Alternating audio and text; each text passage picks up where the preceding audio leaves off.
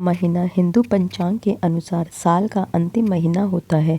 इसके बाद आने वाले चैत्र महीने से हिंदू नववर्ष का प्रारंभ हो जाता है। फाल्गुन माह के कृष्ण पक्ष की अंतिम तिथि को फाल्गुन अमावस्या मनाते हैं, जो कि 2024 में रविवार 10 मार्च को पड़ रही है। फाल्गुन अमावस्या महाशिवरात्रि के पर्व के बाद आती है। हिंदू वर्ष की अंतिम अमावस्या होती है। यह अमावस्या सुख, संपत्ति और सौभाग्य की प्राप्ति के लिए विशेष फलदायी होती है।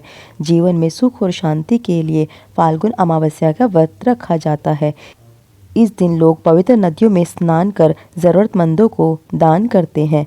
यह अमावस्या पितरों को मोक्ष दिलाने वाली होती है, इसलिए इस दिन पितरों की शांति के लिए और पूर्वजों का आशीर्वाद प्राप्त करने के लिए तर्पण और श्राद्ध भी करते हैं। साल भर में 12 अमावस्या आती है। अगर आप प्रत्येक अमावस्या को अपने पितरों के लिए श्राद्ध नहीं कर पाते, तो कुछ विशेष अमावस्याएं सिर्फ श्राद्ध कर्म के लिए शुभ मानी जाती हैं। फाल्गुन मास की अमावस्या उन्हीं में से एक है और अमावस्या के दिन गंगा में डुबकी लगाने से, दान करने से कई गुना फल की भी प्राप्ति होती है। आइए कथा स्टार्ट करते हैं। एक गरीब ब्राह्मण परिवार था, जिसमें पति पत्नी और उनकी एक पुत्री रहती थी। उनका जीवन बहुत ही सामान्य सा चल रहा था। वर्ष बीतते गए और पुत्री भी धीरे धीरे बड़ी होने लगी। वह बहुत ही सुंदर, सुशील और सर्वगुण संपन्न थी, लेकिन गरीब होने के कारण उसका विवाह नहीं हो पा रहा था। एक दिन उस ब्राह्मण के घर एक साधु महाराज आए। ब्राह्मण ने पुत्री की बहुत सेवा की। महाराज का मन बहुत ही प्रसन्न हुआ और उन्होंने कन्या को लंबी उम्र का आशीर्वाद दिया, लेकिन उन्होंने यह भी बताया कि उसकी हथेली में विधवा का योग भी है। इस बात से चिंतित होकर ब्राह्मण परिवार ने साधु से उपाय पूछा। तब उस साधु ने कुछ देर विचार करने के बाद बताया कि कुछ दूरी पर एक गांव में सोना नाम की धोबिन जाति की एक महिला अपने बेटे और बहू के साथ रहती है, जो बहुत ही संस्कारों से संपन्न तथा पतिपरायण और निष्ठावान है। यदि वह कन्या उसकी सेवा कर और उसके विवाह में वह महिला अपनी मांग का सिंदूर लगा दे, तो इस कन्या का विधवा योग मिट सकता है।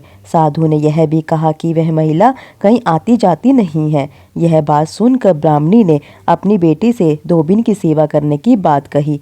अगले दिन कन्या प्रातःकाल उठकर सोना धोबिन के घर चली गई और फिर प्रातः प्रतिदिन वह धोबिन के घर की साफ सफाई और अन्य सारे कार्य करके अपने घर वापस आ जाती।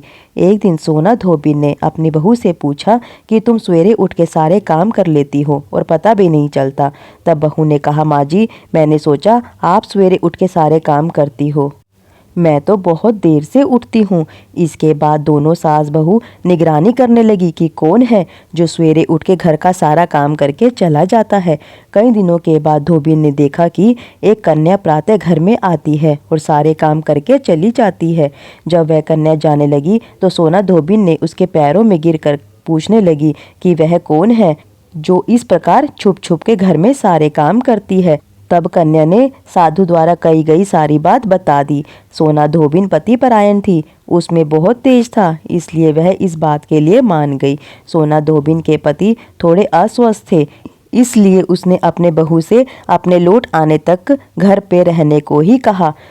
सोना धोबिन ने जैसे ही अपने मांग का सिंदूर उस कन्या की मांग में लगाया तो उसके पति की मृत्यु हो गई। थोड़े समय के बाद उसे इस बात का पता चला। जब वह घर से निर्जल ही चली गई, यह सोचकर कि रास्ते में कहीं पीपल का पेड़ मिलेगा तो उसे भंवरी देकर उसकी परिक्रमा करने के बाद ही जल ग्रहण करेगी। उस दिन अमावस्या थी। ब्राह्मण के घर मिले पुए पकवान की जगह उसने ईंटों के टुकड़े से 108 बार भंवरी देकर पीपल के पेड़ की 108 बार परिक्रमा की और उसके बाद जल ग्रहण किया। ऐसे करते ही उसका पति वापस जीवित हो गया। इसलिए माना जाता है कि इस दिन व्रत आदि करने से पुण्य फल की प्राप्ति होती है। इसलिए हमें इस व्रत को जरूर करना चाहिए और स्नान करने के बाद दान आदि पितरों के निमित्त जरूर करना चाहिए। धन्यवाद। अगर आपको ये स्टोरी अच्छी लगी हो तो चैनल को लाइक, शेयर एंड सब्सक्राइब ज़रूर करें।